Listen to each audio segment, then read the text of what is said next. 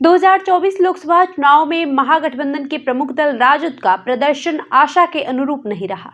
23 सीटों पर चुनाव लड़ महज 4 सीट पर जीत दर्ज करने वाली राष्ट्रीय जनता दल को उम्मीद थी कि उसके खाते में कम से कम 10 सीटें आएंगी, लेकिन राजद की हार का कोई एक कारण नहीं था। भले ही चुनाव प्रचार के समय तेजस्वी यादव ने बड़े बड़े मुद्दे उठाए, नौकरी के वादे किए, लेकिन राजद का कोर वोटर क्या चाहता है और वो क्यों नाराज है, ये राजद समझ नहीं सकी। अब राजद लोकसभा चुनाव में की गई अपनी गलतियों का कफारा अदा यानी प्रायश्चित करने में लगा हुआ है। राजद भले ही MY समीकरण से बाहर निकलकर अब बाप फॉर्मूले पर आ गई, लेकिन लोकसभा चुनाव में मिली हार से उसे सबक मिल गया कि मुस्लिम के बिना राजद की लालटेन में रोशनी नहीं आ सकती।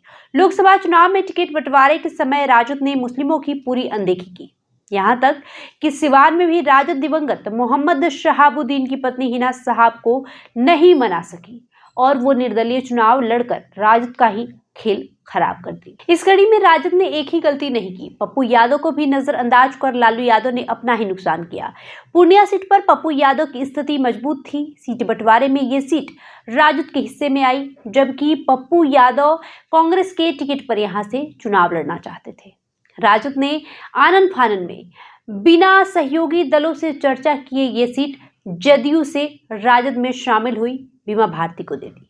पप्पू यादव पहले से ही पूर्णिया सीट पर चुनाव लड़ना चाहते थे, लेकिन लालू यादव ने पप्पू यादव की अहमियत नहीं, या यूं कहें कि लालू यादव पप्पू यादव की लोकप्रियता से डरते थे। वो ये नहीं चाहते कि उनके बेटे तेजस्वी यादव के चेहरे के सामने कोई और बड़ा चेहरा बनकर राजद में उभरे। फिर हुआ ये कि पप्पू यादव पूर्णिया से निर्दलीय चुनाव लड़कर चुनाव जीत भी गए। आपको बताएं कि 1990 से ही बिहार में मुस्लिम यादव समीकरण के सहारे बिहार की राजनीति की धुरी बने लालू प्रसाद यादव लोकसभा चुनाव में दूसरे समुदाय पर भी किस्मत आजमाने निकल पड़े थे। तेजस्वी यादव ने MY के साथ बाप यानी बहुजन अगड़ा आधी आबादी और पुअर यानी गरीब का फॉर्मूला दिया था, जिसमें राजद की राजनीति में सबको हिस्सेदारी देने का वादा किया गया था। हालांकि लोकसभा चुनाव में राजद को इसका फायदा होता नहीं दिखा। कई लोगों को ये भी लगता है कि राजद ने लोकसभा चुनाव में OBC जाति समूह कुशवाहा को अधिक तरजीह दी, जो कि NDA का पारंपरिक वोट बैंक रहा है। लालू प्रसाद और तेजस्वी यादव ने यादव उम्मीदवारों को पीछे छोड़ते हुए 7 कुशवाहा उम्मीदवार चुनावी मैदान में उतारे। इसके जरिए उन्होंने कुशवाहा वोटरों को अपने पक्ष में करने की कोशिश की, लेकिन राजद के इस प्रयोग को लेकर OBC मतदाताओं के बीच ज्यादा दिलचस्पी नहीं दिखी। वहीं राजद का लंबे समय तक यादव मुस्लिम समीकरण पर फोकस रहा है, लेकिन लोकसभा चुनाव में वो इससे कुछ हटते नजर आए तो बात नहीं बनी। यही वजह थी कि कुछ नेता विद्रोही हो गए और इंडिया गठबंधन के उम्मीदवार के खिलाफ चुनाव लड़े। राजद और इंडिया ब्लॉक यादवों के बीच वोटों के विभाजन को रोकने में कामयाब नहीं हुआ। इससे NDA को अपनी सीटों को बड़े पैमाने पर वापस हासिल करने में काफी मदद मिली। अब बिहार में अगले साल यानी 2025 में विधानसभा चुनाव होने वाले हैं, जिसे लेकर सभी पार्टियों ने अभी से दांव चलना शुरू कर दिया है। राजद भी अब अपनी गलती सुधारते हुए दिख रही है।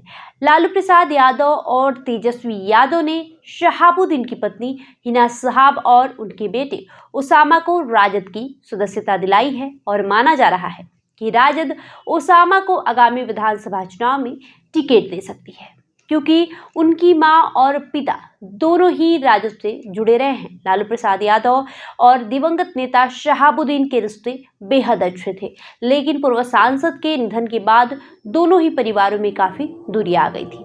हाल के समय में पारिवारिक और राजनीतिक तौर पर ये दूरी और बढ़ी। 2024 के लोकसभा चुनाव में दोनों परिवारों में काफी तल्खी दिखी थी। बागी तेवर अपनाते हुए हिना साहब ने सिवान से लोकसभा चुनाव निर्दलीय लड़ा। हालांकि वो चुनाव हार गई, लेकिन राजनीति कब क्या मोड़ ले ये कोई नहीं जानता। अब खबर है कि दोनों परिवारों के बीच जो दूरियां थी वो खत्म हो गई है। अब शहाबुद्दीन की पत्नी और बेटे से राजद को कितना फायदा होगा, ये आगामी विधानसभा चुनाव में देखने को मिलेगा। बहरहाल आपका इस वीडियो पे क्या राय है, हमें कमेंट करके जरूर बताएं। धन्यवाद।